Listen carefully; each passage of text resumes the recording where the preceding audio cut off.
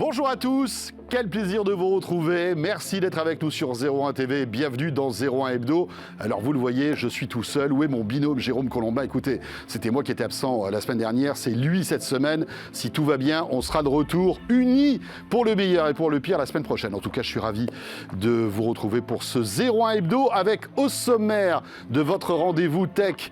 Eh bien, on va découvrir la nouveauté Huawei. Huawei qui vient de dévoiler ses P50 et même un téléphone portable pliable, mais sans service Google et sans 5G. On s'intéressera aussi à cette innovation, le LiDAR, vous savez, ce scanner en 3D qui est intéressant dans les véhicules, mais pas que, on en parlera avec la start-up Outsight. Et puis, comment essayer de faire décrocher les enfants et les ados de leurs écrans. On en parlera avec notre invité tout à l'heure, ça sera notre rendez-vous Tech Care. Et puis, en compagnie de Margot Duchesne, on découvrira des applis justement pour peut-être nous aider à mieux choisir notre candidat à l'élection présidentielle. Voilà, c'est le menu de ce 01 Hebdo sur 01 TV. Merci d'être là. C'est parti.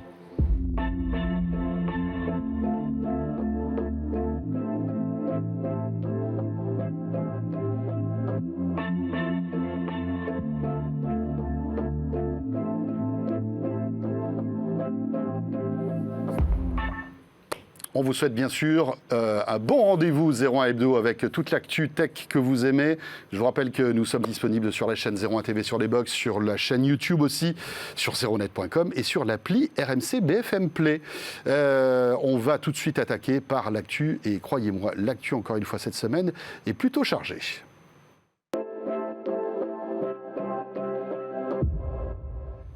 Chargé dans l'actualité des smartphones. Dans quelques instants, on va évoquer une date. Ça sera le 9 février et ce sera l'impact de Samsung. Et oui, ça y est, les beaux jours vont bientôt arriver et en même temps, notre nouvelle moisson de smartphones haut de gamme.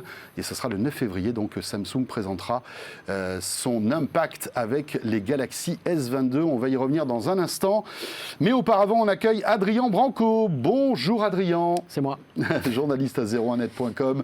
Adrien qui vient dans 01 Hebdo cette semaine pour nous parler de Huawei. Huawei qui n'est pas mort, les amis. Huawei qui vient d'annoncer de nouveaux smartphones. En plus, c'est, on va dire, la gamme flagship, la gamme des P. On a connu le P30, le P40. Voici donc le P50, Adrien. P50 Pro, voilà. P50 Pro. C'est un nouveau ancien terminal. Un nouveau ancien terminal. Je sais pourquoi tu dis ça. Parce qu'il est sorti en Chine en juillet, en fait.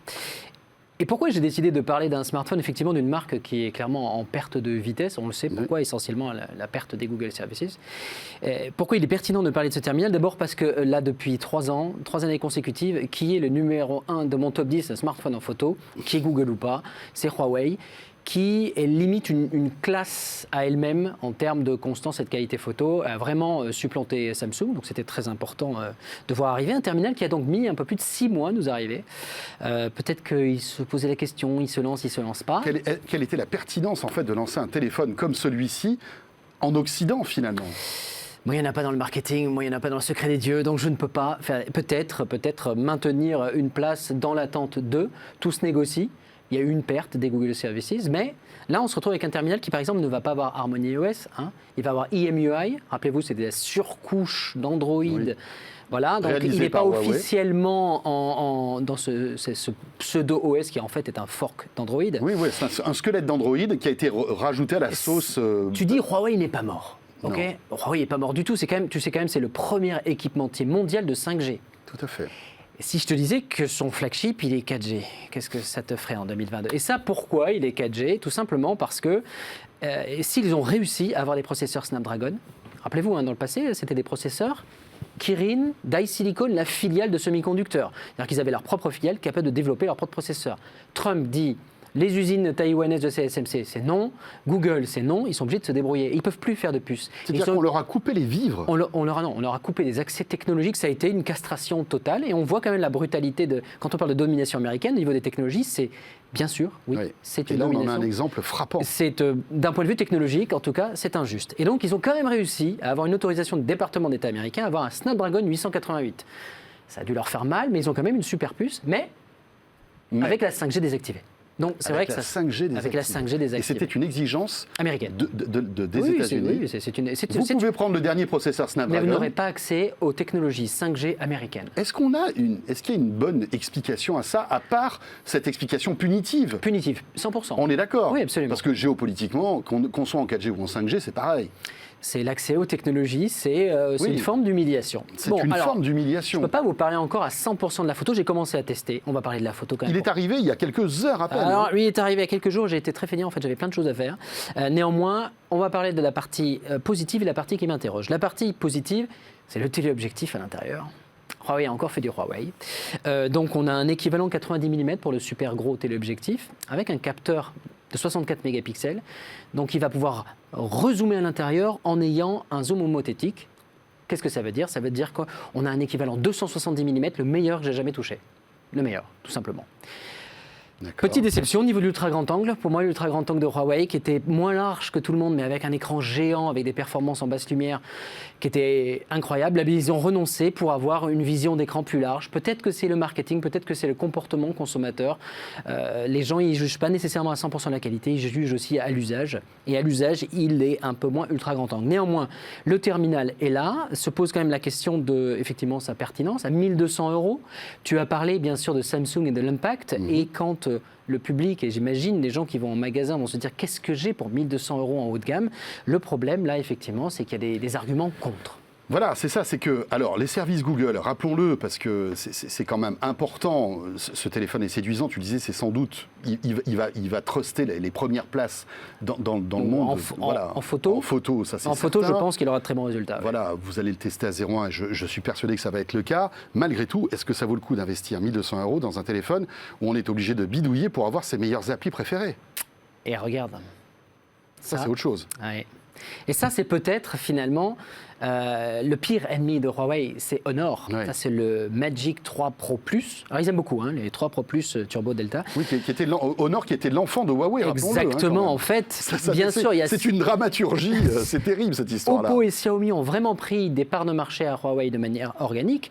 Mais il y a finalement l'enfant désormais maudit, revendu à un consortium chinois qui a toutes les autorisations Google, qui a récupéré une partie des ingénieurs. Mais là, la question, et l'opacité, on ne sait jamais dans ces deals. Quand je dis jamais, jamais, ça n'a rien à voir avec la Chine. Quels sont les ingénieurs qui sont passés d'une marque à l'autre? Quels sont les résultats photos? Est-ce qu'il y a encore des passerelles entre les deux? Alors, au niveau des échanges, quand j'ai pris ce terminal sur lequel j'ai réussi à mettre la main, il n'est pas commercialisé en France. Le Magic 3 Pro Plus ne l'est pas. Déjà, il annonce un zoom x100. Déjà, d'un point de vue marketing, c'est voilà. Tout comme le P50 Pro d'ailleurs. Oui, mais c'est en version. Oui, bon, ok, mais c'est pas exactement la même technologie, mais je ne vais pas rentrer dans les détails.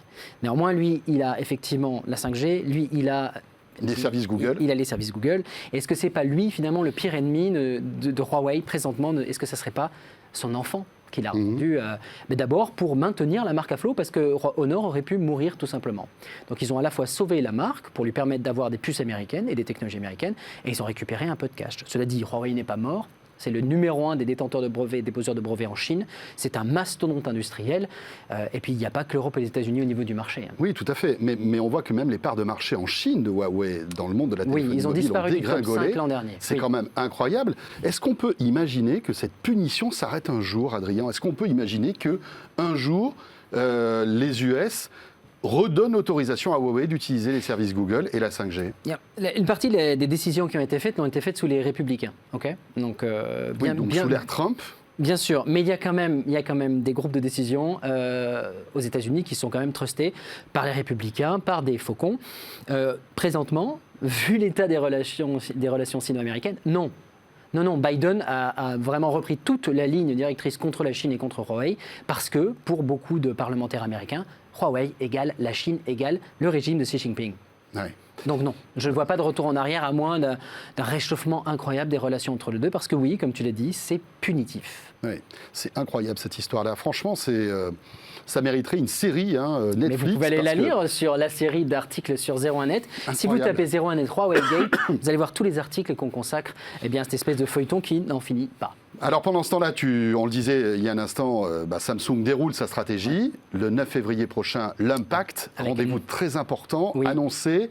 Alors, on commence à avoir quelques fuites concernant cette gamme des Galaxy S22. Il y aura un S22, il y aura un S22 Plus, il y aura un S22 Ultra. On va peut-être se focaliser sur celui-ci parce que visiblement, si les fuites s'avèrent exactes, on va se retrouver avec une espèce de Galaxy Note relooké. Je ne sais pas si tu as suivi ça. Visiblement, le S22 Plus, le S22 Ultra récupérer en fait le petit stylet qui avait été abandonné lorsque Samsung avait décidé d'arrêter les Galaxy Note. C'est assez intéressant de voir ce retour en force du stylet et puis avec des spécifications techniques assez impressionnantes. Et la puce, c'est la puce, moi. Alors désolé, je vais cliquer un peu. C'est la puce qui est. Qu'est-ce qu'il y a dans cette puce ? Il n'y a rien qui t'interpelle ? La puce, tu veux dire l'Exynos, qui s'appelle Exynos. Ça serait le 2200, donc 2200, visiblement. Mais à l'intérieur, il y a une partie graphique inédite, il y a une partie graphique développée sur l'architecture RDNA2 d'AMD. RDNA2, cette archi, on la trouve dans la PlayStation 5, dans l'Xbox Series. Donc on a carrément un petit chipset graphique supplémentaire dans le téléphone ? Dans le monde des semi-conducteurs, on appelle ça une IP. Il y a bien sûr une seule puce, ça s'appelle le System on a Chip, SoC. Dans ce SoC, il y a une propriété intellectuelle d'AMD. Le partenariat a été annoncé fin 2019. Et oui, il y a une puce graphique avec tous les jeux d'instruction RDNA2 qu'on retrouve dans les PlayStation Xbox ainsi que dans les PC, et c'est la même architecture graphique qui va arriver dans la Steam Deck. Ouais, voilà. D'accord, donc ça va être chaud. Attention, chose intéressante concernant le module photo, on aura un 108 mégapixels. Oui et non. Oui, c'est un 108 mégapixels en définition native. En définition d'usage, ça va rester un 12. D'accord. Comme d'habitude, c'est ce qu'on appelle la structure nonacelle, c'est-à-dire nona, 90, 9. On prend 9 photodiodes et on va en faire une très très bonne. Donc la définition d'image en sortie devrait être de 12 mégapixels, un petit peu comme depuis le Galaxy S7. D'accord, donc 108, alors il y aurait 4 modules photo, un 108 mégapixels, il y aurait 2 10 mégapixels avec des ouvertures différentes et un 12 mégas aussi. Ce qu'on attend en photo de Samsung, ça va être peut-être une meilleure qualité en ultra grand angle, ça fait un moment qu'ils ont du mal. Et moi, j'attends surtout de voir comment ils vont gérer les basses lumières, parce qu'il y a vraiment un défaut majeur à leur technologie dual pixel, qui est prégnante depuis déjà 2-3 ans, notamment par rapport à Huawei. C'est qu'en basse lumière, on perd vraiment beaucoup de détails. Rappel, qu'est-ce que c'est le dual pixel ? C'est une partie de la photodiode permet de récupérer de la lumière et de la couleur, et l'autre permet de faire l'autofocus. Le problème, c'est que là, on perd de la lumière, on perd des informations, et dès qu'il y a une luminosité qui baisse, on se retrouve avec des images beaucoup plus bruitées que celles de la concurrence. Intéressant. On verra si ce nouveau Galaxy S22 Ultra peut concurrencer ce P50 Pro que tu vas tester. On verra bien. Oui, sur le papier, à mon avis, c'est le champion. Bon. Et tiens, petite précision, le 9 février, nous serons en direct sur 01 TV à partir de 16h pour vous faire vivre ce Galaxy Impact. Vous le savez, 01 TV, c'est aussi la chaîne des keynotes. On vous fait vivre ces rendez-vous en direct pour les décrypter avec vous, les traduire aussi accessoirement. Donc rendez-vous le 9 février pour ce grand rendez-vous Samsung. Dans l'actualité aussi, eh bien, c'est Amazon qui, après avoir présenté, vous le savez, ces magasins totalement automatiques, bourrés de technologie pour acheter bien des denrées alimentaires, eh bien, Amazon serait sur le point aussi de lancer un magasin pour acheter des vêtements. Et vous le voyez avec nous, ça s'appelle Amazon Style. Le premier magasin pourrait ouvrir à Los Angeles d'ici la fin 2022. Et le parcours client serait complètement révolutionné en quelque sorte. Vous auriez donc effectivement des mannequins avec des vêtements, sauf que vous avez des QR codes à côté de ces mannequins. Et il suffit avec votre smartphone et votre compte Amazon, bien évidemment, puisqu'on est chez Amazon, vous allez pouvoir scanner ces QR codes. Et à partir du moment où vous scannez ces QR codes, eh bien, Amazon considère que vous voulez essayer ces vêtements et ces vêtements vous attendront dans une cabine qu'on vous sélectionnera. Donc vous rentrerez dans cette cabine en scannant la porte de cette cabine et vous vous retrouverez avec ces vêtements que vous aurez préalablement choisis. Vous vous retrouverez devant un miroir aussi high-tech qui vous donnera quelques avis sur la taille, etc., etc. Et puis après, pour payer, comme toujours, pas de caisse. Vous paierez directement depuis votre smartphone et ce sera débité sur votre compte Amazon. Voilà, après les denrées alimentaires, les vêtements, qu'est-ce que tu en penses, Adrien? Non, vraiment. Non. Vraiment savoir ce que j'en Non. pense. Voilà. Non, mais on dirait Sears, mais 120 ans plus tard. Ouais, on se croirait dans un épisode de Black Mirror. Hein, Sears a commencé avec ses catalogues qu'ils envoyaient partout dans les États-Unis. Ils ont fini par construire des magasins. Amazon, à 20e et 21e siècle, d'abord vendu en ligne et il reconstruit des magasins. Comme quoi, le lien social, ou la présence physique, c'est quand même irremplaçable. Oui, voilà. On verra après si l'expérience utilisateur, si l'expérience client, finalement, dans un magasin est préservée avec toute cette technologie. C'est intéressant, on verra bien. Le premier magasin donc, qui ouvre à Los Angeles cette année. Merci Adrien. Je t'en prie. Adrien Branco, journaliste à 01net.com. Je vous conseille aussi de retrouver la chronique d'Adrien dans la nouvelle émission Quantique, Objectif Quantique, pilotée par Jérôme Colombin, où tu apparais dans chaque épisode. Succinctement. Sujet passionnant, hein, l'informatique quantique. Le premier épisode vous attend. Il est disponible à la fois sur 01 TV, la chaîne, mais aussi sur YouTube et 01net.com. Adrien, merci. On attaque tout de suite avec notre premier invité dans 01 Hebdo.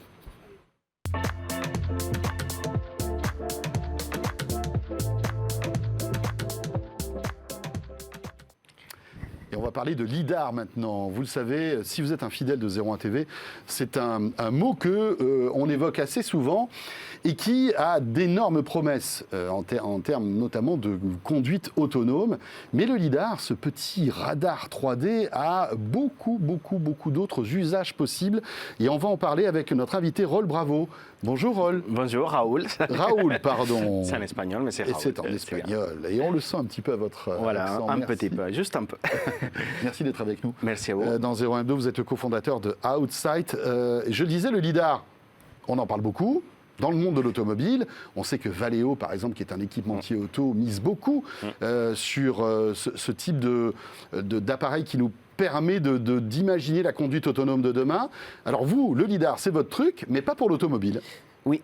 Et je pense que c'est quand même utile de voir pourquoi, en fait. Pourquoi il y a autant d'émerveillement, pourquoi il y a autant d'investissement autour de LIDAR. En fait, c'est parce que, ça peut être utile de comprendre, c'est que les caméras, en fait, c'était les moyens de capturer l'information de l'environnement jusqu'à là. Et donc, on pourrait dire pourquoi on a besoin d'autre chose. Si les caméras, ça fonctionne. Les problèmes, c'est que les caméras, c'est de la couleur. Ça permet de dire est-ce que c'est rouge, est-ce que c'est vert. Mais il y a 3 défauts qui sont exactement les forces du LIDAR. Le premier, c'est qu'une caméra est ce qu'on appelle passive. C'est-à-dire que s'il n'y a pas de lumière extérieure, il n'y a pas de données. Donc, pendant la nuit, ça ne marche pas. Vous n'avez pas de données. Après, il y a les algorithmes qui peuvent aider les caméras aussi. Mais ils ne font pas la magie. C'est la physique. S'il n'y a pas de lumière, c'est d'ailleurs ce que il n'y a pas d'image. Elon Musk mise là-dessus, justement. Oui. Sur des caméras, il veut laisser tomber le LIDAR pour associer les caméras avec des algos très puissants pour remplacer le LIDAR en quelque sorte. Mais ça, c'est un autre débat. C'est un autre débat et c'est l'aide à la conduite, ce n'est pas l'autonomie vraiment. Mais même Elon Musk ne peut pas réinventer les lois de la physique. Même lui. Même lui ne peut pas. Une caméra, s'il n'y a pas de photon qui arrive, qu'on appelle, il n'y a pas d'image. C'est comme ça parce que c'est un capteur qu'on appelle passif. Deuxième gros souci, c'est que c'est un capteur qu'on appelle 2D, c'est-à-dire qu'il n'a pas la notion de est-ce que cet objet est grand, il est petit, il est loin, il est proche. Et ça, ce n'est pas très grave pour beaucoup d'applications, mais c'est extrêmement important, c'est même crucial pour beaucoup d'applications dans la voiture autonome. C'est important, c'est le domaine spatial. Le troisième grand problème, qui devient de plus en plus problématique, c'est la privacité. C'est-à-dire qu'on peut savoir avec une caméra clairement que c'est vous. Et ça commence à poser beaucoup de problèmes. Oui, c'est vrai qu'en termes de confidentialité, une caméra, voilà, elle vous filme, on voit votre visage. Alors que le LIDAR, qu'est-ce qu'on voit avec un LIDAR? Alors, le LIDAR, donc, il résout ces 3 très grands soucis. Et c'est pour ça qu'il y a eu des milliards et des milliards qui ont investi. Ce n'est pas par hasard. C'est-à-dire qu'on est plus précis qu'une caméra, tout en étant plus confidentiel. Exactement. Donc, on n'a pas que la couleur, on n'a pas la couleur, on a plutôt les distances, la taille. Donc, on peut savoir où sont les objets, leur taille, et ça, c'est important. Deuxièmement, on ne peut pas savoir que c'est vous.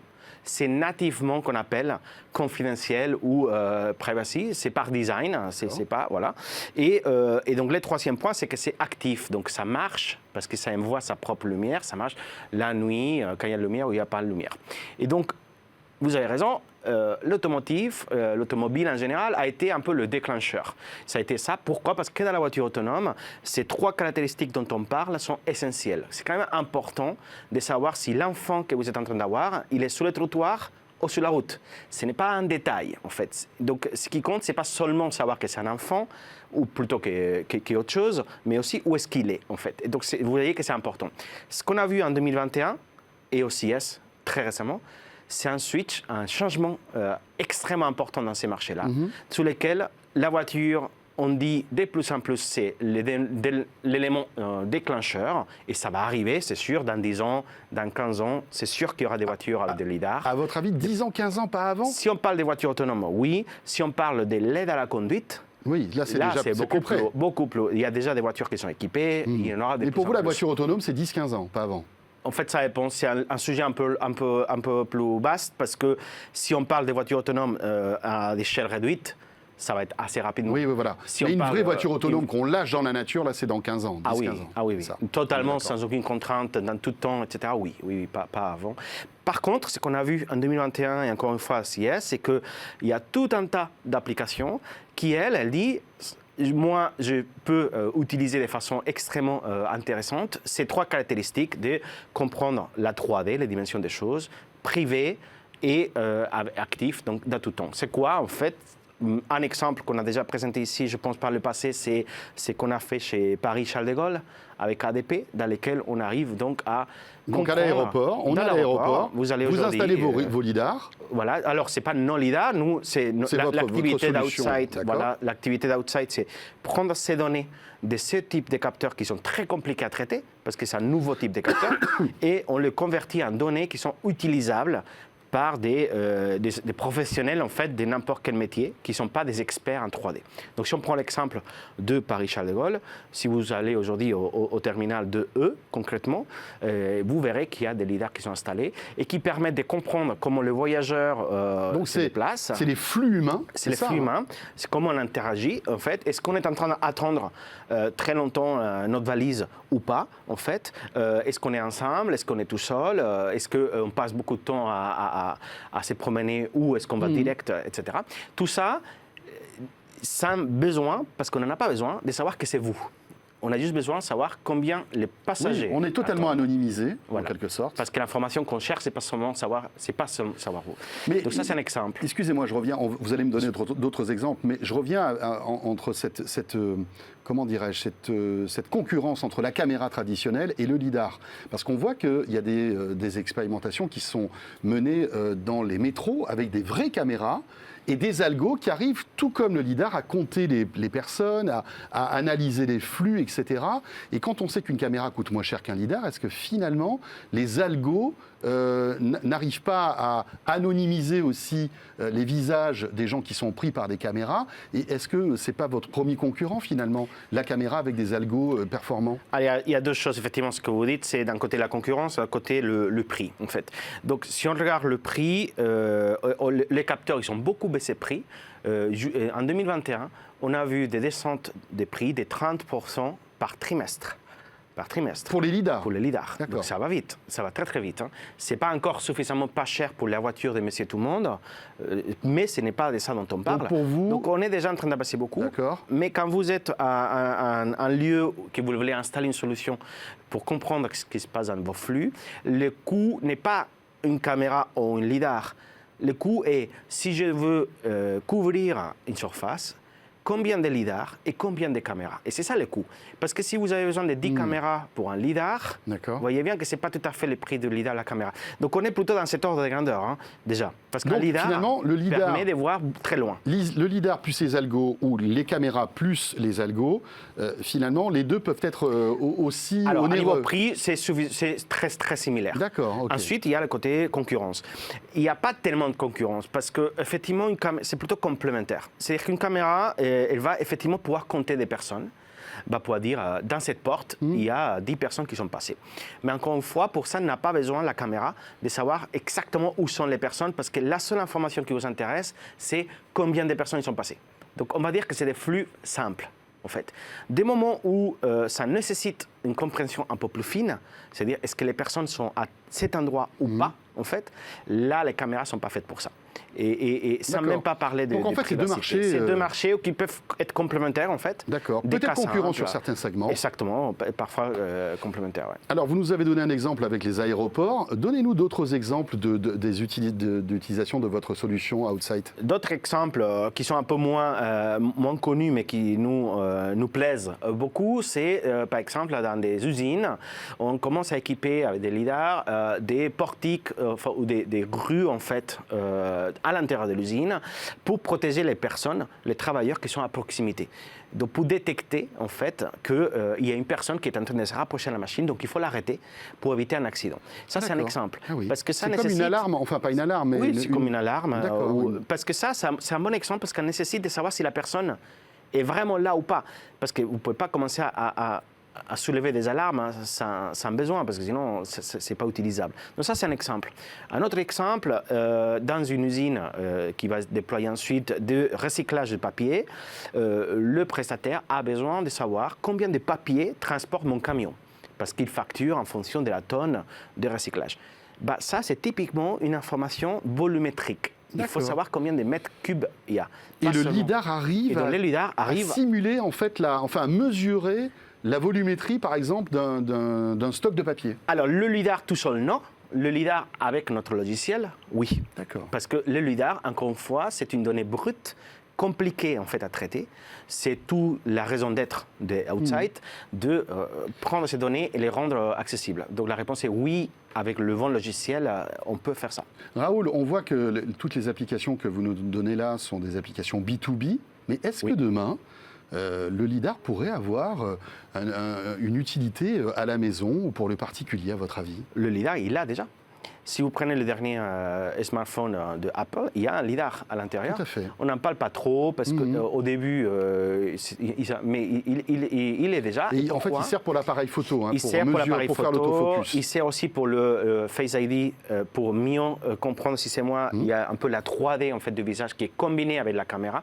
Donc en fait, on l'a déjà le lidar dans des consommateurs. Sans savoir. Sans pas vraiment le savoir. Voilà. Est-ce qu'il y aura d'autres applications consumer qui vont se déployer? Probablement oui. Mais pour notre... Mais vous, votre partie, c'est le B2B. C'est plutôt le professionnel. Voilà, très très intéressant tout ça. Outsite, donc Raoul, bravo, merci beaucoup. Merci à vous. Vous êtes le cofondateur donc d'Outsite. Le lidar, donc, on en est qu'au début de cette fabuleuse histoire. 01 Hebdo, la suite tout de suite, et c'est notre rendez-vous Tech Care.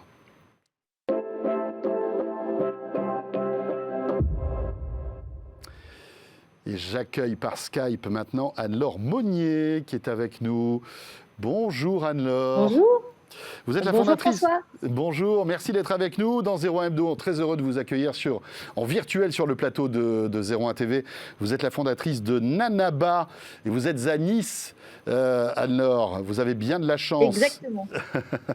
Alors, ce qui est intéressant avec vous, c'est votre histoire parce que vous êtes une mère de famille qui a vécu, comme tout le monde, les différents confinements successifs.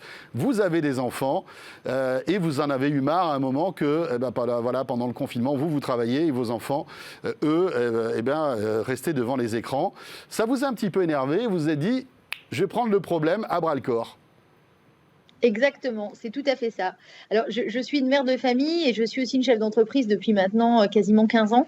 Et donc, j'ai vécu ce confinement, comme beaucoup de Français, en alliant le travail et la responsabilité parentale.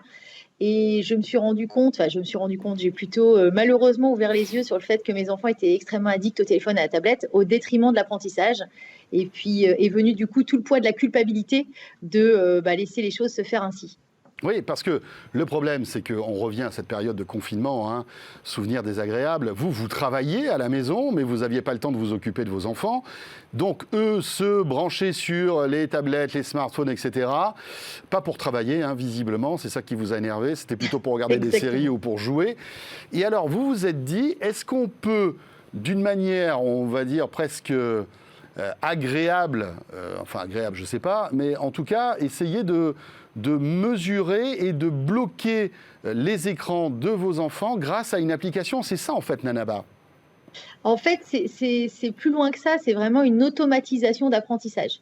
C'est-à-dire que je me suis dit comment faire pour que on ne rentre pas que dans le conflit de pose ton téléphone, arrête d'être sur ton téléphone et ta tablette, et qu'on utilise en fait ce temps d'écran de façon intéressante pour qu'il apprenne quelque chose et surtout qu'il révise en fait ses devoirs.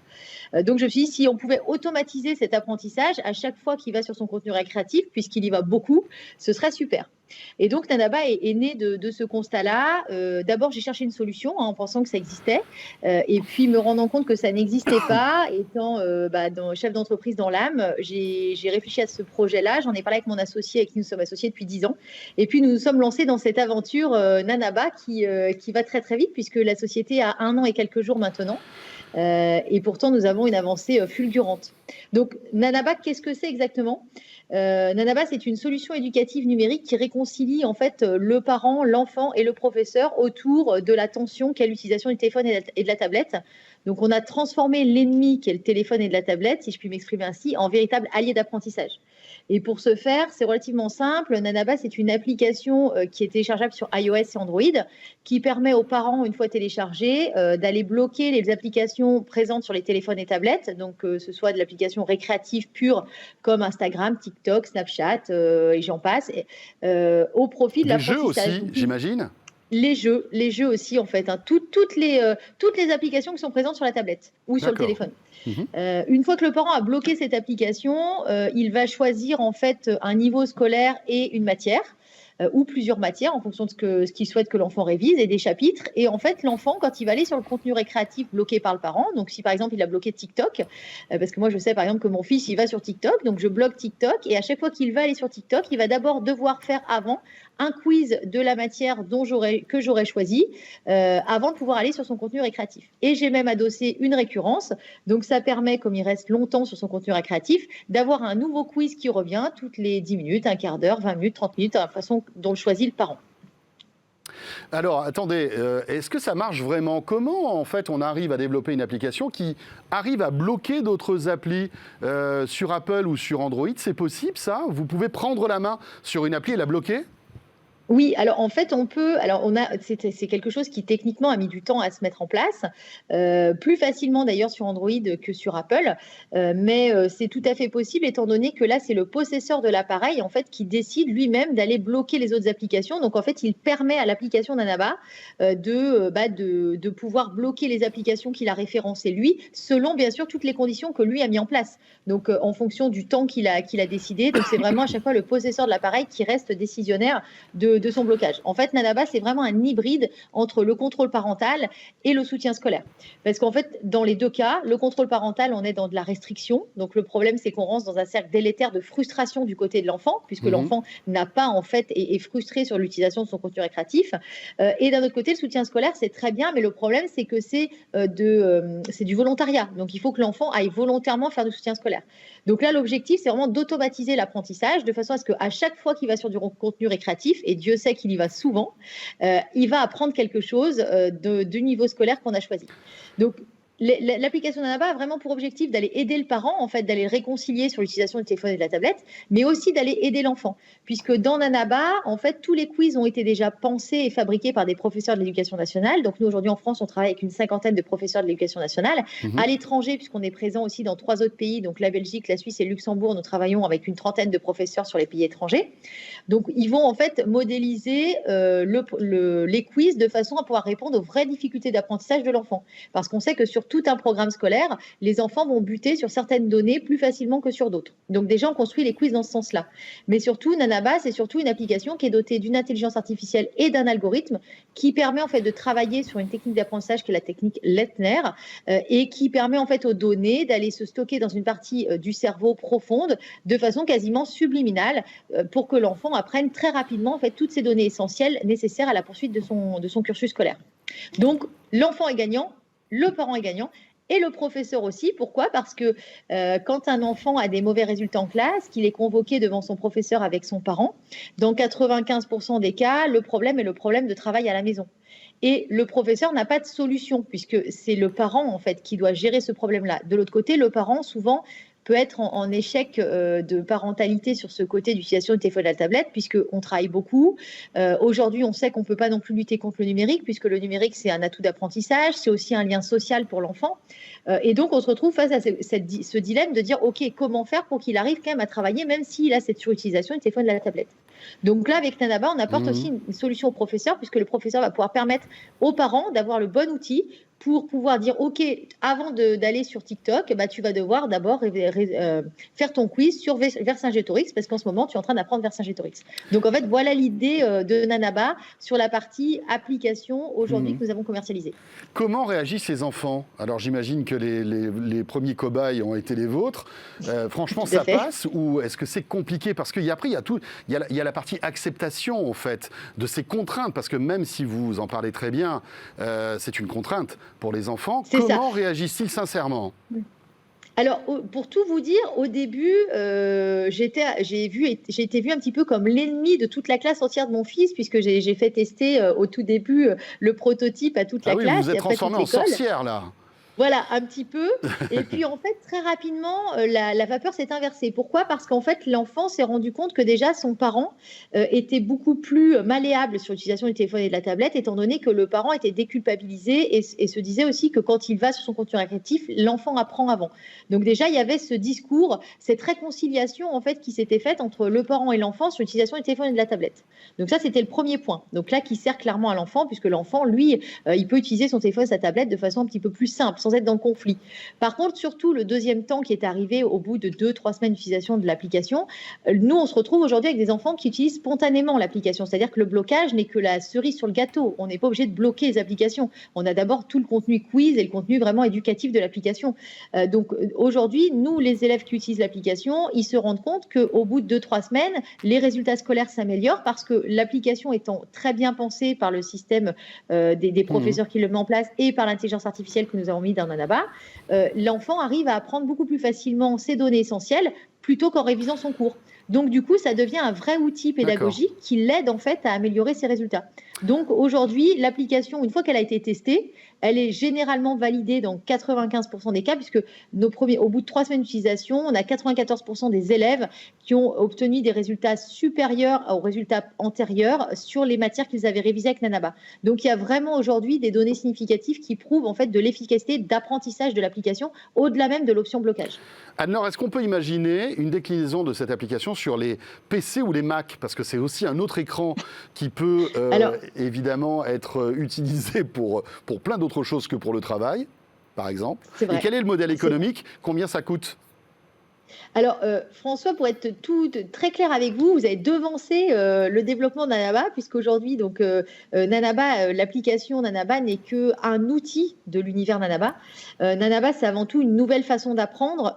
C'est notre objectif chez Nanaba, c'est de repenser l'utilisation du numérique à bon escient, à l'escient de l'éducation. D'ailleurs, pas que pour les enfants, parce qu'on a besoin d'apprendre à tout âge. Et le numérique, en fait, on l'utilise dans notre quotidien. Donc, aujourd'hui, nous sommes en train de développer une plateforme numérique éducative qui va, alors je ne peux pas vous donner aujourd'hui encore le contenu exact de la plateforme puisqu'elle va sortir d'ici quelques semaines, mais à l'intérieur de cette plateforme, on va retrouver un vrai univers en fait Nanaba qui va permettre d'avoir une vraie expérience immersive éducative et qui va pouvoir en fait avoir d'autres fonctionnalités et d'aller beaucoup plus loin que l'application aujourd'hui qui n'était que le premier outil de notre vision en fait nous d'apprentissage. Donc c'est quelque chose qui va sortir d'ici quelques semaines. D'accord. Voilà. Et alors quel est le tarif plus dans quelques semaines. Quel est le tarif de l'utilisation du service Nanaba aujourd'hui sur smartphone ou tablette? Alors nous, chez Nanaba, nous avons décidé en fait d'avoir une éthique très poussée puisque nous, avant tout, notre objectif, c'est de lutter contre la fracture éducative sociale que nous avons aujourd'hui sur l'inclusion du numérique qui n'est pas forcément possible pour tous. En France, il y a une vraie disparité sociale et d'accès au soutien scolaire. Donc nous avons fait le choix d'avoir une thématique de prix extrêmement attractive de façon à ce que toutes les personnes, tous les foyers puissent se permettre d'avoir Nanaba en soutien scolaire. Donc, notre premier abonnement attaque à 1,99 € par mois. sur un module complémentaire, comme par exemple l'espagnol, la science, l'histoire ou la géographie. Et nous avons ce que nous appelons, nous, puisque nous avons tout notre champ lexical Nanaba, puisque c'est une vraie communauté, les Nanabanos. Donc, à 5 € par mois, nous avons le Nana Basique qui comprend les 3 matières en fait, de base, les maths, les français et l'anglais, pour donc, du niveau CP au niveau 3e. Très bien. Parfait. Merci beaucoup Anne-Laure, fondatrice de merci à vous. Nanaba. Merci. C'était notre rendez-vous de Tech Care et on enchaîne tout de suite avec Margot Duchesne qui nous rejoint sur ce plateau.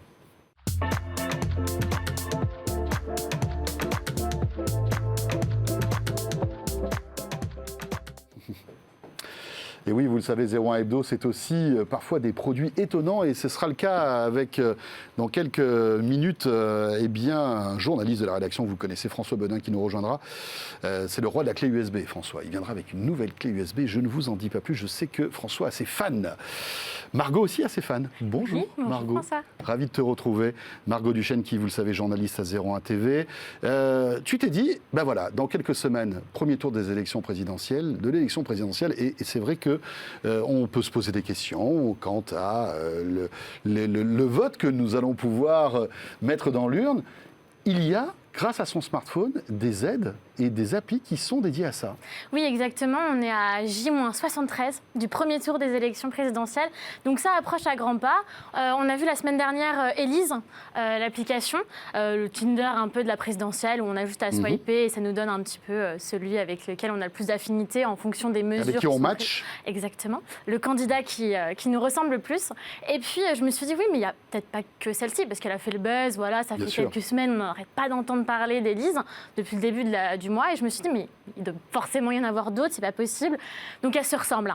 Il y en a 2 autres que j'ai trouvées, surtout, elles se ressemblent quand même, elles sont assez similaires.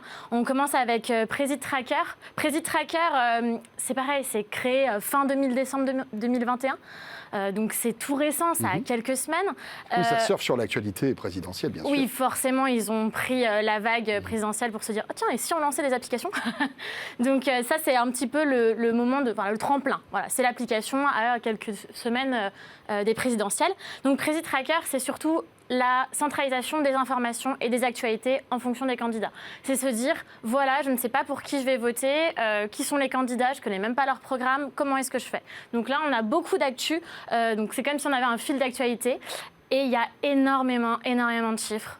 Il y a des graphiques, il y a des sondages qui sont soit officiels, soit faits de manière numérique par nous-mêmes. Donc en fait, on choisit le candidat qu'on aimerait bien suivre et à côté, tous les jours, on doit donner 10 points en fonction des candidats. Donc je vais donner, je sais pas, 2 points à Taubira parce que Christiane Taubira m'a conquise là ces derniers temps. Après, je vais donner 2 points à Yannick Jadot et 3 points à Zemmour, par exemple. Donc c'est c'est un sondage de popularité numérique, ils appellent ça. Et puis il y a aussi Candidator. Sur leur application, ils ont un petit lien avec Candidator. Donc c'est 16 petites questions pour savoir pour qui voter, en fait. Tout simplement. Là, on rejoint un peu le concept d'Élise, en fait. Oui, un petit peu, parce que là, du coup, c'est vraiment question-réponse. On a 2 options à chaque fois, on a 16 questions et boum, vous devez voter pour lui. Et après, bon, alors, c'est un peu violent quand même. C'est un petit peu violent, surtout en 16 questions. J'avoue que moi, j'étais là en mode, j'espère que c'est pas lui. Attendez, il faut bien que je réfléchisse avant de voter. C'est ça. Puis il y a des fois, les questions, on les comprend peut-être pas forcément. Il y a du vocabulaire, ça, donc c'est un peu abstrait. Pour ça qu'il y a beaucoup d'actualités, beaucoup d'informations sur cette application. Et puis, il y a aussi Discord. Donc, vous connaissez bien. C'est un chat avec que des vocaux. Et donc, ce qu'ils voudraient à l'avenir, donc ça c'est possible, on peut discuter avec les gens sur ce petit chat, mais ce qu'ils voudraient surtout, c'est se dire, voilà, il y a un débat présidentiel, c'est en direct, et je voudrais que les gens qui utilisent l'application puissent discuter entre eux en même temps et commenter ce direct. Je trouvais l'idée assez sympa. Et puis, il y a ce côté assez gamification. C'est très joli, c'est ludique. Franchement, oui, ça donne envie d'utiliser, quoi. Oui, tout à fait. On peut même, en fonction des candidats, faire des petits quiz. Donc, c'est sympa, en savoir plus sur le candidat à chaque fois. J'ai appris plein de choses sur beaucoup de candidats. Et il y a des comparateurs de programmes. Et ça, c'est vraiment génial. En fonction des thématiques, avec des sous-thématiques. Du coup, ça aide beaucoup. Mais comme beaucoup se sont déclarés un petit peu tardivement de ça, on n'a pas accès à tous les programmes. Et donc, du coup, c'est compliqué de comparer tous les programmes de tous les candidats. Autre appli, c'est Qui pense quoi? Qui pense quoi, ça a été créé là, il y a 15 jours. Donc, c'est vraiment tout récent. Là aussi, hein, oui, il sort sur l'intérêt. Ouais, c'est ce que m'a dit un des cofondateurs, c'est 2 étudiants. Et il m'a dit, nous, on a pris le tremplin de ces présidentielles en se disant, on sort l'application, mais on veut continuer dans le temps après. Mais au moins, c'est la petite excuse, quoi. D'accord. Et donc, du coup, c'est eux, leur mantra, leur option, c'est vraiment de construire, d'aider et accompagner, surtout les jeunes, hein, forcément, vu qu'ils sont très jeunes, à construire donc ses propres opinions, se dire, bah voilà, je ne sais pas trop pour qui voter, je ne sais pas quelles idées défendre, donc voilà, beaucoup d'informations. Encore une fois, beaucoup d'informations, et puis la synthèse des programmes des candidats de chacun, avec à chaque fois 5 mesures emblématiques, et vous pouvez valider les mesures qui vous ressemblent aussi et avec lesquelles vous êtes en accord. Et vous avez des petites bios aussi des candidats, c'est assez ludique, assez sympa. Il y a tout un réseau aussi. Pareil, on peut s'abonner aux gens. Voilà, alors c'est compliqué de les trouver. Hein, mais... En revanche, tu estimes que l'appli est un peu lente. Ouais, elle est très lente. Moi, c'est ce qu'ils m'ont expliqué, c'est qu'ils ont décidé de prendre le no-code. Donc je me suis dit, mais qu'est-ce que c'est? Et en fait, ils m'ont dit, nous, ce sont des briques que tu achètes qui sont déjà préprogrammées en quelque sorte. Et donc, du coup, ça leur permet d'aller vite dans le montage de leur application, si on peut dire ça comme ça, en assemblant les briques. Et du coup, ça va très vite. Dès qu'il y a quelque chose à changer, hop, ils sont directement, en quelques jours, ça peut se faire. Sauf que du coup, l'application, elle est super lente. Mais ils m'ont dit que dans les prochains jours, ça allait s'améliorer. Donc l'application est gratuite et à l'avenir, il y aura sûrement des partenariats avec des médias pour vraiment avoir à cliquer et avoir le lien avec les différents médias. Si juste je peux ajouter quelque chose, les deux applications, elles se sont dit, voilà, on prend les présidentielles, mais on veut surtout construire l'opinion des gens et les aider. Donc pour Présid Tracker, c'est vraiment se dire, on va arrêter de s'intéresser aux candidats, aux gens, mais plutôt aux partis politiques. Pour vraiment donner justement envie. Moins incarné, en fait. Oui, voilà, moins se dire c'est la personne, mais plus le parti politique. Et plus les idées que dégage un parti. Oui, exactement. Et puis l'autre application, qui pense quoi? Ce sera plutôt forger son opinion. Merci Margot. Je t'en prie. Margot Duchesne, donc, qu'on retrouve avec plaisir toutes les semaines dans 01 Hebdo. Et pour terminer ce 01 Hebdo, on va maintenant accueillir François Bedin de la rédaction.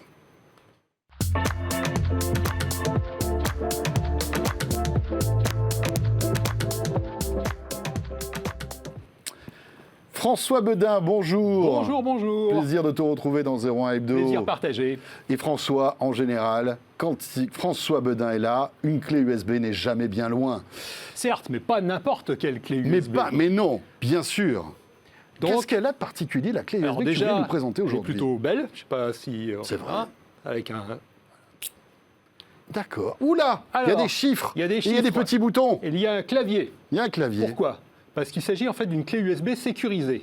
Sécurisée, ça veut dire qu'en fait, il y a un chiffrement matériel pour protéger les données sensibles.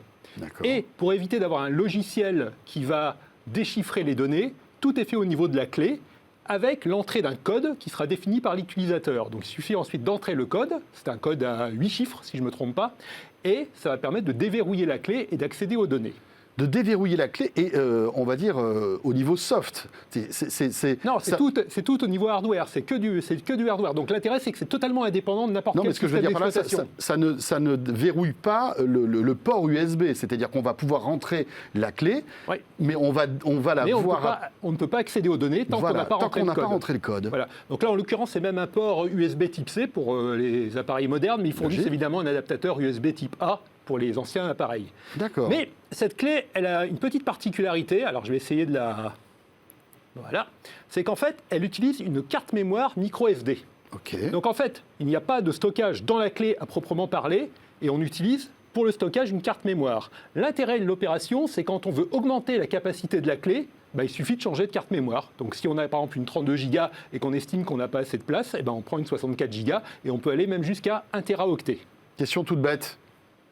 Si j'enlève la petite carte mémoire, j'ai plus besoin de rentrer un code pour lire les données?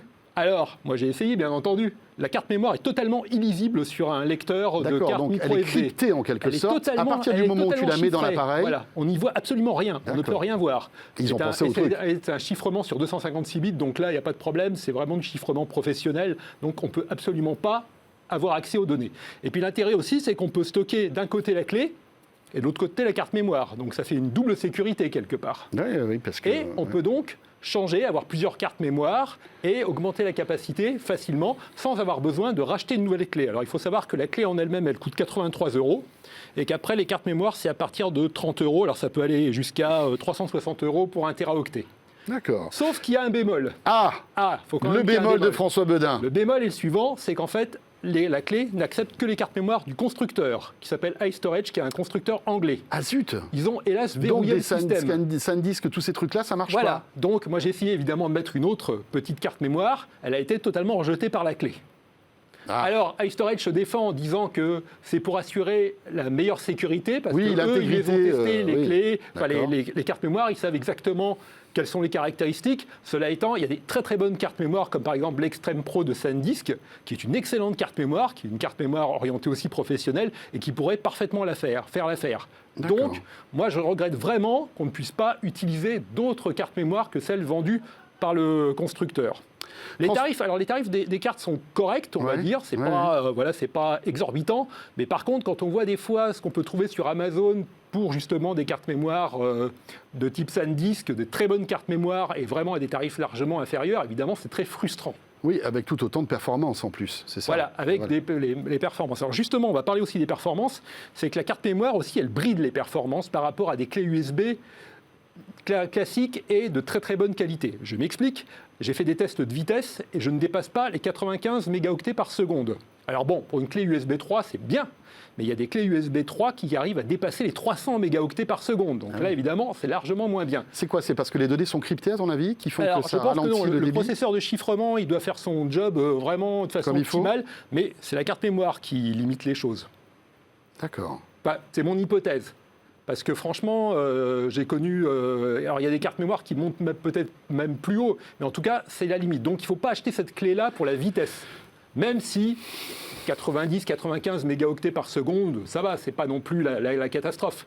Mais par rapport à des cartes mémoire encore comme l'extrême... comme par rapport à des clés USB comme l'Extreme Pro de SanDisk qui sont capables de dépasser les 300 mégaoctets par seconde, évidemment, c'est un peu le jour et la nuit. Et pour transférer des très très grosses vidéos, il va falloir prendre patience. Mais par contre, pour les fichiers bureautiques, c'est excellent. François, quel est l'usage en fait de ce type de clé USB? Est-ce qu'on a tous besoin d'avoir une clé avec autant de chiffrement ou est-ce que c'est plutôt réservé aux pros? Non, il faut être clair, ça va être surtout utilisé par les professionnels, par les entreprises qui ont besoin de sécuriser, leurs données. Des données sensibles. Mais on peut même avoir besoin de sécuriser ses propres données et de pouvoir les transporter avec nous. Par exemple, si on veut rentrer dans des fichiers texte certains codes d'accès parce qu'on a peur de les oublier, au moins on est sûr que si quelqu'un pique la clé, ils ne pourront pas accéder aux différentes données. Donc c'est vraiment pour un usage très précis, mais ça fait extrêmement bien son travail. Et l'intérêt, c'est que c'est un support physique, on ne passe pas par le cloud, on n'est pas tributaire d'une connexion à Internet, et on est sûr et certain que si, hélas, la clé est volée, au moins les gens ne pourront absolument pas accéder aux données. Donc c'est un produit, effectivement, que tout le monde n'utilisera pas, mais qui les peut gens avoir qui un intérêt. recherchent vraiment une sécurité, avoir un système portable indépendant du système d'exploitation et qui en plus garantit vraiment que les données sont chiffrées, c'est l'idéal. Merci François. Merci François. Voilà une clé USB intéressante. C'est ainsi que se termine ce 01 Hebdo. J'espère que vous avez passé un bon moment avec nous. Vous le savez, on est là chaque jeudi sur 01 TV, la chaîne, sur YouTube, sur 01net.com. C'est votre grand rendez-vous dédié à la tech sur 01 TV. Portez-vous bien. On sera de retour la semaine prochaine avec Jérôme Colombin à mes côtés. À très très vite.